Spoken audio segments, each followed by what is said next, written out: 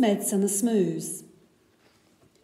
By a Lubula lake on a far-off planet, there lived a young Smed, and her name was Janet. Not far away, on the Humpety Hill, there lived a young Smoo by the name of Bill. Janet, like all Smeds, was red, and this is what her grandfather said. Never, never play with a Smoo. They sleep in halls and they wear strange shoes. They jump about like kangaroos. Never, never play with the Smoos. Bill, like other Smoos, was blue, and these were the words of Grandmother Smoo.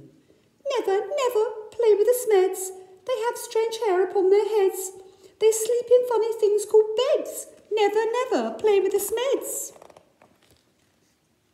The Smeds on their lake liked nothing better than splashing about, getting wetter and wetter.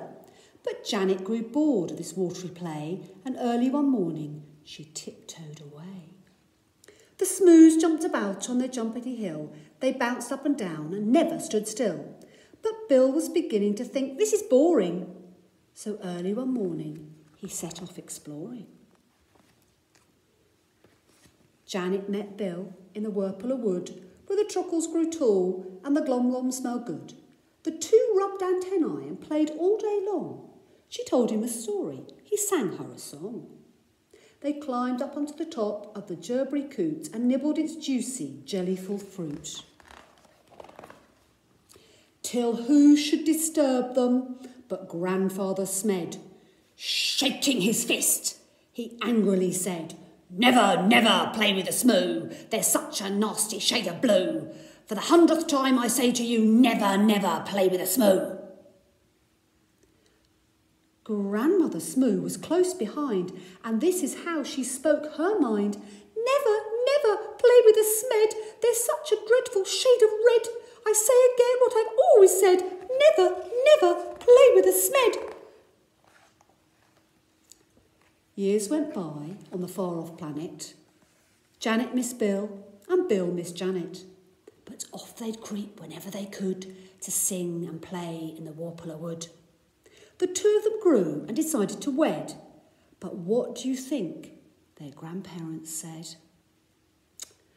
Never, never marry a Smoo. They're a beastly bunch and they're a crazy crew. They drink black tea and they eat green stew. Never, never marry a Smoo. Never, never marry a Smed. My dearest child, are you off your head? They drink pink milk and they eat brown bread. Never, never marry a Smed. Janet and Bill stole out that night while their families slept and the scroon shone bright. They clambered into the Smed's red rocket. Grandfather Smed had forgotten to lock it. Bill pressed the button and Janet steered. When their families woke, they both disappeared.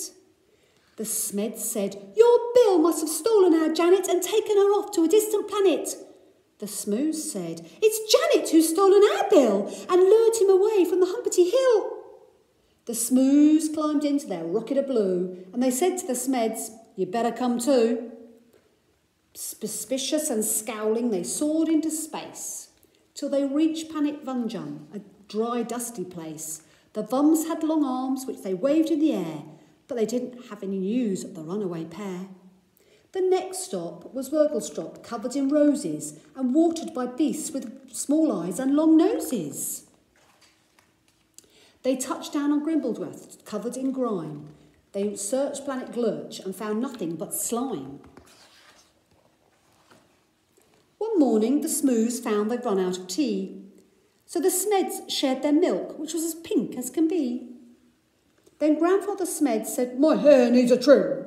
And Grandmother Smoo kindly cut it for him. They landed on Sklop, where the Skloppies wore kilts. They flew to Glaboo, where the Klebs walked on stilts. They searched all year long, and they searched longer still, but they didn't find Janet, and they didn't find Bill.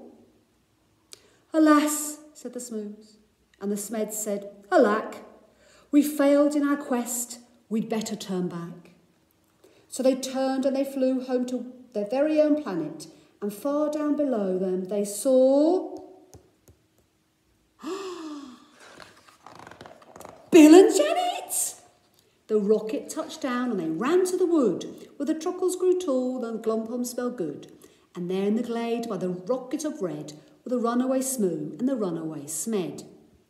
They'd got lost and flown home again, only to find that all the others had left them behind.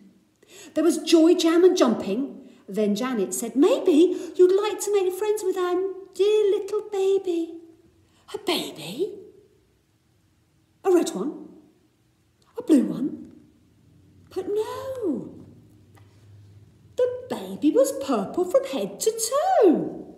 They all hugged the Smoos Smed, their new baby brother, and Grandpa and Gran even hugged one another. They laughed and they splashed and they danced with delight, and they played with the baby from morning till night.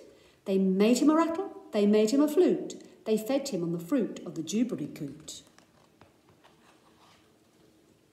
They sang by the light of the silvery squoon. You can sing too, if you make up a tune. Play with the Smeds, play with the Smoos, play with whichever friends you choose. Then close your eyes, and while you snooze, dream of the Smeds and dream of the Smoos.